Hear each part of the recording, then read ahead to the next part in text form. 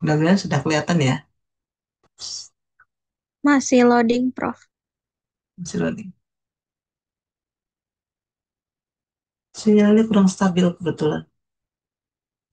Masih belum, Prof. Ah, udah, Prof. Udah ya? Oke.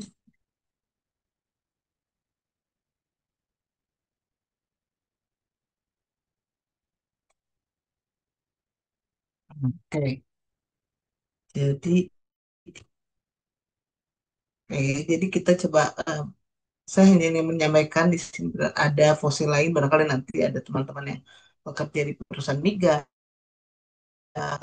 menganalisis mikropaleontologi, kemudian juga atau bekerja di bidang yang berkaitan dengan stratigrafi, misalnya sebagai suatu alat bantu di mana fosil sebagai suatu alat untuk mempelajari lingkungan pengendapan, umur, dan sebagainya. Nah, ini juga ada fosil lain yang kita kenal sebagai nanoplankton, selain foraminifera dan jadi dalam beberapa literatur, nanoplankton itu sering disebutkan sebagai nanofosil, sering disebutkan juga sebagai nanofosil gamping atau nanoplankton gampingan. Ada beberapa yang berbeda dalam nomenklatur, namun intinya sebetulnya sama. Karena yang disebut sebagai nanofosil yang kita kenal untuk mikropaleontologi itu sifatnya ukurannya sendiri nano, jadi disebut nano ya. Kemudian fosil tentu saja, kemudian dia planktonik dan tersusun terutama oleh gamping. Jadi ada yang menyebut sebagai nanofosil, ada yang sebagai plankton, ada yang disebut sebagai kalkaris nanofosil atau kalkaris nanoplankton.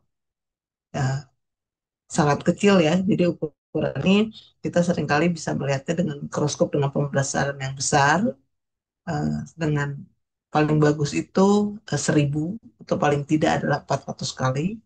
Kemudian eh, sifatnya planktonik tentu saja dan tersusun oleh mineral karbonat yang biasanya sama dengan foraminifera ya, hidupnya di laut.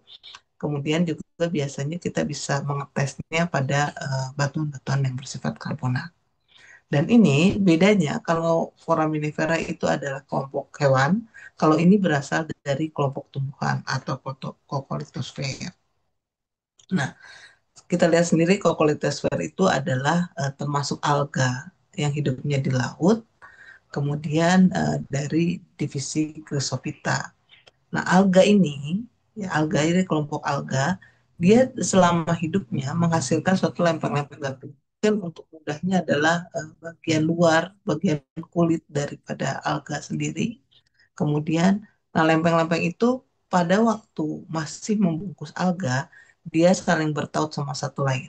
Tetapi kemudian pada waktu proses sedimentasinya dia luruh. Nah, yang akan kita lihat adalah yang di sebelah kanan, jadi lempeng-lempeng satunya. Tentu dia karena tadi sebagai pembungkus ya, dia punya fungsi-fungsi dari eh, bagian hidupnya atau dari organisme. Tapi yang terpenting di sini adalah saya kira, nah ini ya, kira-kira bagian hidupnya itu alganya seperti ini, dia sebagai pembungkus pada bagian luarnya. Pada yang resen kita bisa menemukan bersama-sama dengan alganya. Tapi karena kita tahu kan kalau komposilan itu hanya bagian yang keras, jadi yang akan kita temukan adalah lempeng-lempengnya, pembungkusnya tadi. Nah, ada tipe dari lempeng-lempengnya, ada yang eh, panjang seperti ini ya, kemudian ada yang bentang ini, kemudian nah ini ada yang dia memiliki dua lempeng, dua perisai, kemudian ada yang berbentuk seperti taji. Ini membedakannya mudah. Jadi karena kita sifatnya dari preparat, kita tidak perlu apa namanya, kita tidak melihat, eh, tidak perlu membolak-balikan gitu ya bentuk tampak muka, tampak belakang nggak perlu. Jadi kita hanya melihatnya pada preparat. Mungkin sama seperti kita belajar polen dan spora. Nah, bentuknya juga relatif mudah dibedakan. Tadi ya ada cincin berbentuk dua, kemudian ada yang berbentuk tapal kuda melengkung. ada yang berbentuk seperti perahu dan sebagainya. Ini keuntungannya adalah karena ukurannya kecil, nanti dalam satu sampel itu kita akan menemukan banyak sekali. Jadi mudah gitu ya mengenali dalam satu sampelnya. Apabila ada yang kurang jelas atau tertutup sedimen, kita bisa melihat yang lain karena bisa terutama pada yang limbah itu bisa sampai ribuan. Tapi, paling tidak kita bisa melihat ratusan. Nah ini, nah karena dari konstruksi utamanya ada yang bentuk holokokolit, ada yang heterokokolit. Ini tadi dari kalsit ya, dari kalsit. Kemudian ada yang bentuk heterokokolit. Jadi dalam melihatnya perlu menggunakan mikroskop polarisasi. Kita harus menggunakan cross Nicholl dan paralel Nicholl. Sama saya kira untuk penamaannya pasti dua nama ya. Ada dimulai dari ada ordo, famili, genus dan spesies. Biasanya penamaannya adalah kata pertama genus, menunjukkan genus dan kata keduanya sedimen. Kata keduanya adalah spesiesnya. Nah, di mana ditemukan nanofosil ini? Jadi nanofosil ini tadi saya sampaikan hidupnya di laut lepas. Nah, kenapa kita biasanya dalam analisis itu kita gabungan nih, biasanya foram dan nanoplankton, kemudian palinologi dan nanoplankton. Karena kalau foram itu hidupnya di laut sama ya, eh, dia bahkan sampai transisi, tapi dia sekali lagi dia adalah kelompok dari kelompok binatang. Nah, kalau ini adalah dari kelompok tumbuhan. Jadi dari kelompok tumbuhan tentu saja antara hewan dan tumbuhan itu mempunyai kelebihan dan kekurangan masing-masing. Ini eh, dia karena tumbuhan ya, dia tentu saja lebih peka terhadap temperatur, kemudian lebih peka terhadap eh, perubahan oceanografi. Nah, namun di sini nanoplankton itu hidupnya di planktonis, dia mengambang di permukaan laut. Jadi parameter yang bisa dibaca adalah yang bersifat eh, apa namanya kondisi pada kondisi laut di terutama bagian permukaan. Nah, kemudian sifatnya planktonis ini menyebabkan dia akan terhampar di banyak tempat atau pelamparannya luas sehingga kita bisa membuat suatu korelasi. Apabila untuk migas katakanlah ya, kita ingin membuat satu korelasi yang detail, biasanya dilakukan selain foraminifera juga dilakukan nanoplankton. Jadi dikombinasi. Bahkan seringkali dalam satu sampel yang sama kita menganalisis sampai dua dua analisis, dua tipe analisis. Misalnya eh, palinologi, foram, dan non-fosil. Nah, di mana hidupnya atau di mana sebetulnya kan kita kalau mau sampel ya, sampel batuan, kemudian kita mau masukkan ke laboratorium, kita perlu mengetahui tipe batuannya. Baru dari tipe batuan itu, kemudian kita akan masukkan ke mana. Nah, di sini nanofosil itu adanya pada sedimen yang tentu saja halus, karena dia sangat kecil, kemudian tadi karena karbonan, dia harus karbonatan, kemudian dan sebaliknya dia sedikit atau tidak mengandung karbon. Nah, pada sedimen-sedimen tipe ini bisa dianalisis kemungkinan ada eh, nanoplankton dalam jumlah yang banyak. Misalnya di pasir halus, serpih, lampung gampingan, napal, dan sedimen yang lainnya. Jadi kalau nanti menganalisis ya, bisa mencoba pada batuan-batuan ini kita bisa menganalisis nanofosil. Nah, itu eh, untuk mengenai apa namanya mengenai ininya ya mengenai pengenalan atau nanofosil. Sekarang sedikit saya tentang ya,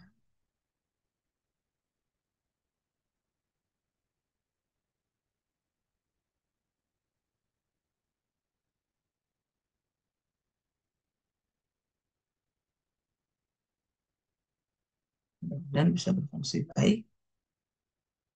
Saya coba untuk share yang lainnya.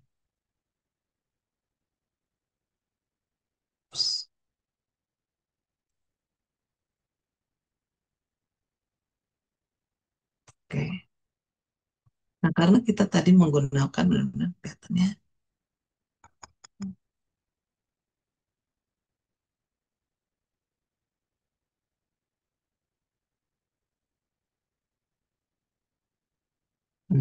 Tadi karena kita menggunakan mikroskop, ada preparasi atau penyiapannya kurang lebih seperti ini. Nah, biasanya kalau kita bekerja, ya, seorang mikropaleontologi, seorang biostratigrapher bekerja itu hanya diberi waktu 2 jam sampai dari mulai preparasi sampai dengan hasil itu rata-rata kalau kita di well ya itu eh, hanya 2 jam kalau kita deskripsi fosil. Nah, tentu saja sama juga seperti yang lain sebelum sebelum dianalisis karena kan eh, nanofosil, foram dan sebagainya itu pasti akan terbungkus oleh sedimen. Jadi sebenarnya tujuan preparasi tadi ya supaya nanofosilnya terlepas dari sedimen, kemudian dia juga bisa kelihatan jelas. Nah, jadi karena ukurannya kecil, kita menggunakan mikroskop yang sedikit berbeda. Dalam hal ini adalah yang pertama adalah mikroskop polarisasi, karena tadi kan ada heterokopolit dan holokopolit. Kemudian ada menggunakan mikroskop scanning electron microscope atau SEM. Nah, cara preparasinya tentu saja berbeda. Kalau dengan SEM itu kan di coating ya, kemudian dengan polarisasi, mikroskop polarisasi. Tidak disayat, tapi hanya di sini hanya dipoleskan saja. Bisa dipoleskan ataupun bisa dilarutkan. Ini untuk ini. Nah, sebenarnya slide kenapa biasa umum dilakukan karena tadi saya sampaikan kalau kita menganalisis sampel pemboran ya biasanya kita hanya diberi dua jam untuk sampai menyimpulkan hasilnya. Nah, di sini metode yang cepat adalah dan praktis adalah metode poles. Tapi walaupun demikian dia masih cukup bagus lah ya hasilnya. Dia bisa uh, apa namanya bisa bahwa akan menghasilkan fosil yang tidak tertutupi lagi oleh lempung. Kemudian eh, juga untuk perhitungan juga masih oke ya, masih bagus. Nah, caranya adalah sampel batuan ditaruh di atas preparat, kemudian ditetesi air, kemudian diratakan, airnya dikeringkan ya, airnya dalam hal ini airnya supaya tidak ada lagi, kemudian dirapihkan dan kadang-kadang ada yang diberi lem, kadang-kadang ada yang tidak. Kalau misalnya sekiranya nanti gampang lah, nanti kita preparasi ulang, tidak diberi lem, tapi supaya untuk terdokumentasi bisa diberi karena ada balasan uh, di lem, kemudian langsung diamati di bawah mikroskop itu ya. Nah, atau tadi bisa ditetesi dengan air atau yang kedua adalah sedimennya, lempung yang ukurannya kecil tuh ya, sebesar biji beras itu dimasukkan di dalam tabung reaksi, kemudian dikocok-kocok, kita ambil airnya yang mengandung nanofosil ya. Kemudian saya kira sama kalau dengan scanning elektron mikroskop tentu saja tadi batuan itu diairi kemudian diberi HF kemudian supaya terpisah dengan baik eh, pakai sentrifugal kemudian dilakukan pencucian. Nah, ini tadi ya bentuk-bentuk dari nanti yang kita amati di mikroskop bagaimana kita mengamatinya. Ini ada bagian-bagian di mana bagian-bagian ini nanti akan berbeda satu sama lain untuk menentukan spesiesnya. Jadi ini genus satu dengan yang lain relatif berbeda. Itu ya untuk ininya. Kemudian, nah tentu saja kita belajar juga kita perlu belajar uh, gunanya ya untuk apa kita belajar nanofosil. Tadi sudah saya singgung sedikit tapi uh, lebih jelas mungkin saya ini ya.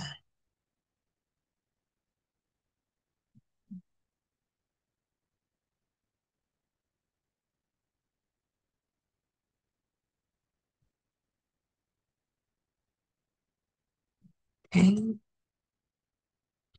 Nah, khususnya untuk nanofosil itu penggunaannya adalah untuk stratigrafi dan paleontologi.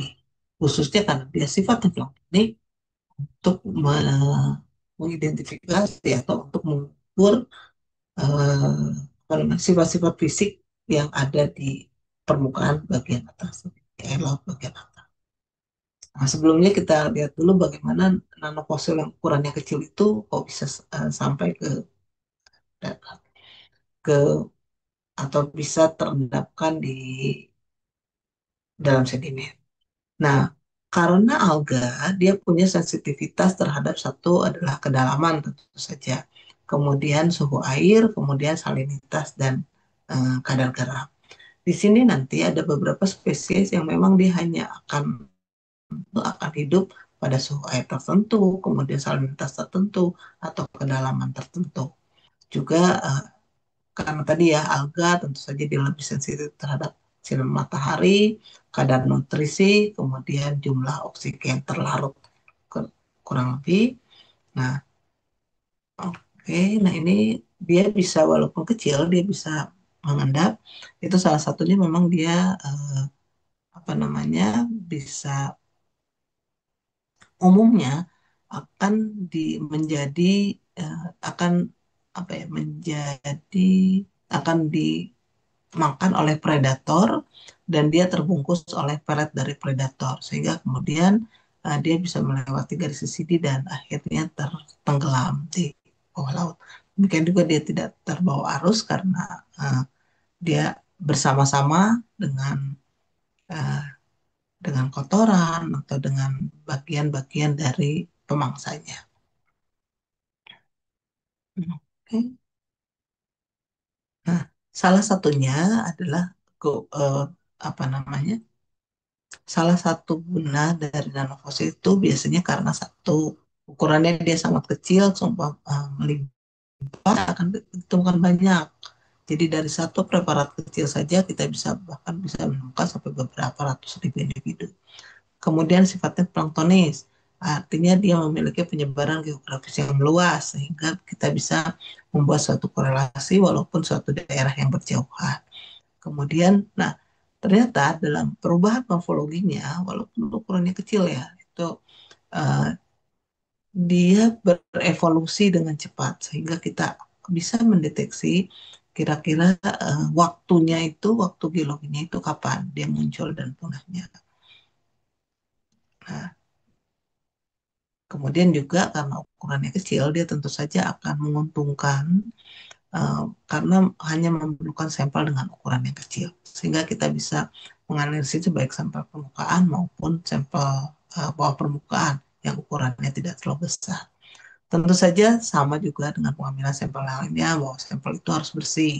Jadi harus dipisahkan dulu dari kalau di lapangan itu ya kalau ketemu singkapan dibersihkan dulu baru kita ambil sampelnya. Jadi bukan bagian luarnya tapi kita coba bersihkan kemudian kita ambil.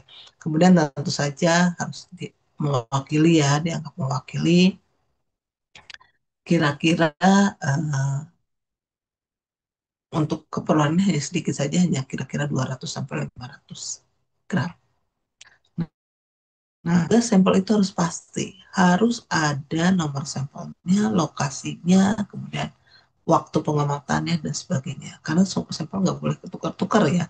Kalau begitu kita ketukar lokasinya atau kita tidak tahu lupa lokasinya itu sebetulnya sampel itu nggak ada artinya. Karena harusnya sampel itu akan menunjukkan tempat lokasi di mana pengambilannya, kemudian sehingga tahu posisinya dalam superposisi ya, kemudian juga penyebarannya. Nah, ini adalah jadi tadi ya dengan sifat-sifat plankton sendiri kita bisa melakukan atau kita bisa menganalisis biostratigrafi bahkan dari umur yang lebih tua. Ini beberapa biostratigrafi saya kira uh, sensitif saja ya kita tahu. Nah, yang biostratigrafi yang paling banyak adalah yang Cenozoikum. Sama seperti foraminifera, hanya istilahnya di sini kalau foraminifera kan P1, P2 dan seterusnya, kemudian N1, N2 dan sebagainya. Yang ini adalah NP, jadi nanoplankton paleogen, kemudian yang NN adalah nanoplankton uh, neogen. Jadi baru 1, 2, dan 3 dan seterusnya. Kalau forum kan P dengan N saja ya. Kalau ini pakai uh, N depannya, jadi neogen, neogen, paleo, maaf, nanofosil paleogen dan nanofosil neogen. Kemudian ada juga klasifikasi yang menggunakan dia istilahnya C, yaitu tadi Calcareous, nanofosil paleogen dan Calcareous nanofosil, neogen. Ini penelitiannya. Nah, ini kira-kira bentuknya ya. Jadi tadi kenapa evolusinya cepat? Kita lihat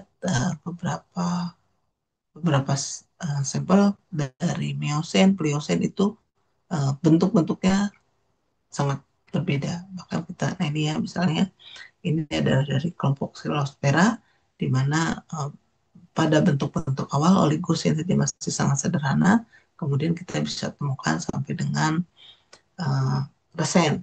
Jadi perubahannya. Nah, karena tadi kita bisa membagi biostratigrafi dengan detail, akhirnya kita bisa membuat suatu korelasi yang akurat.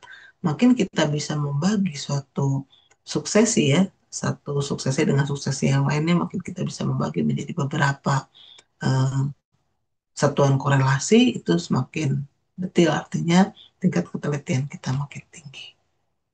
Nah, ini juga kegunaan lainnya adalah untuk paleosonografi, paleobiografi, dan paleoekologi. Oke, nah ini untuk temperatur ya, temperatur, kemudian tentu saja untuk sumber daya hayati karena alga tadi ya.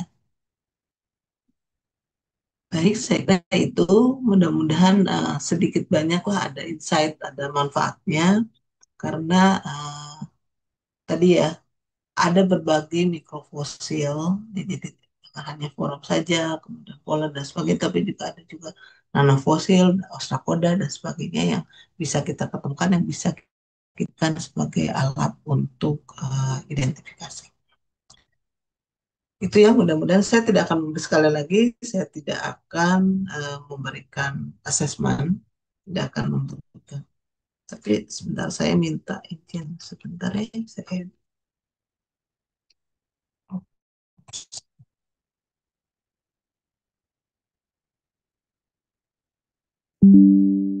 tidak akan memberikan asesmen, tapi saya mencoba mengapresiasi yang hadir pada hari ini. Tapi kalaupun misalnya terlewat, ya, tidak mudah-mudahan tidak menjadi halangan, tapi insya Allah saya juga akan memberikan, tidak akan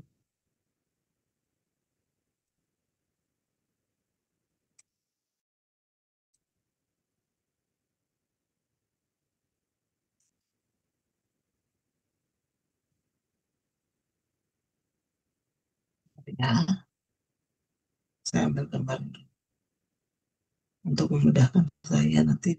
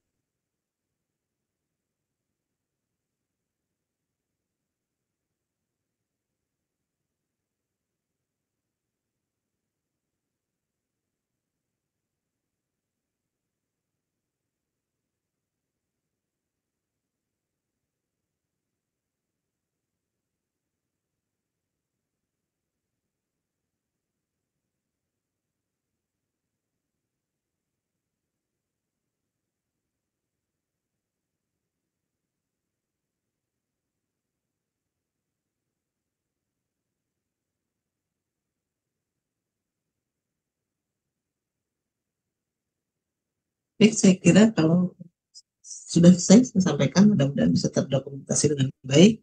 Selama, karena saya juga tidak membebani ya, sudah kemudian juga tidak ada kesempatan juga kita untuk melakukan assessment.